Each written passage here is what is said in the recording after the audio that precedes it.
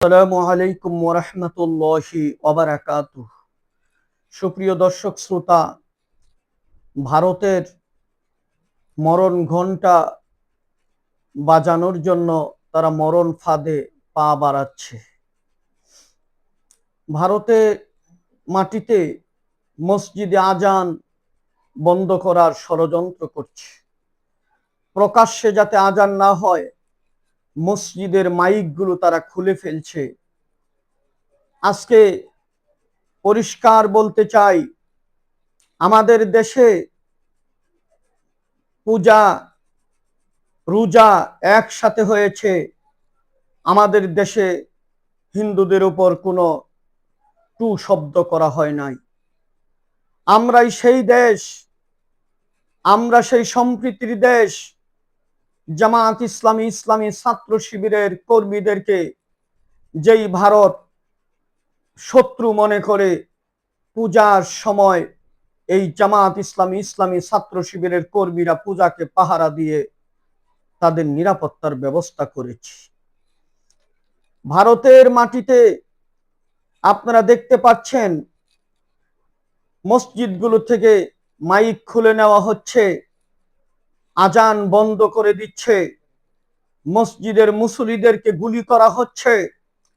বিভিন্ন শুক্রবারের জুমার নামাজে তাদের বেশি লোক হইলে সেখান থেকে লোকদেরকে তাড়িয়ে দেওয়া হচ্ছে।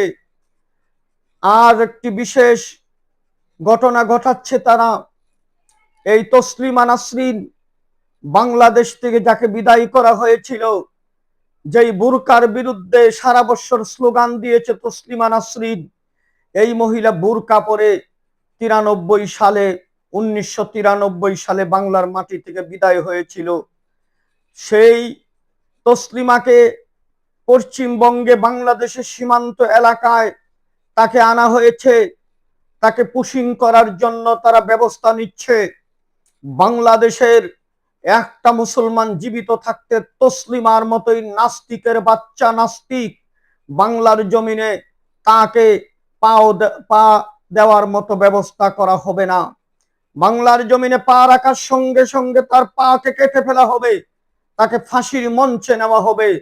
বাংলার জনগণ তসলিমা নাসরিনের মতোই নষ্টা মহিলাকে বাংলার জমিনকে অপবিত্র করতে দিবে না। ভারতের মোদী সরকার যত চক্রান্ত করছে, ততই বিপর্যয়ের মুখে পড়ছে। ভারতের মাটি বাংলাদেশকে যেইভাবে চোখ রাঙানোর চেষ্টা করেছে, ভারতের মাটি তছনছ হয়ে যাবে, টুকরা টুকরা হয়ে যাবে যদি মসজিদে আরো আঘাত দেওয়া হয়, আরো যদি মসজিদে মুসল্লিদেরকে যদি নির্যাতন করা হয়। সেদিন বেশি দূরে নয়, মোদির পরিস্থিতি বাংলাদেশের, তার তার বান্ধবী, তার স্ত্রী, অনেকেই বলে, তাদের মন্ত্রী বলেছিল ভারতের সাথে আমাদের স্বামী স্ত্রীর সম্পর্ক।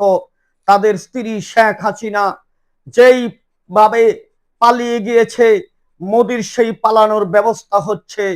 মসজিদের মাইক যেভাবে খুলেছে, ওর গদি তেমনি ভাবে খুলে চুরমার করে ভারতের মাটি থেকে বিদায় নেওয়ার ব্যবস্থা হচ্ছে। আসসালামু আলাইকুম ওয়া রাহমাতুল্লাহি ওয়া বারাকাতুহু।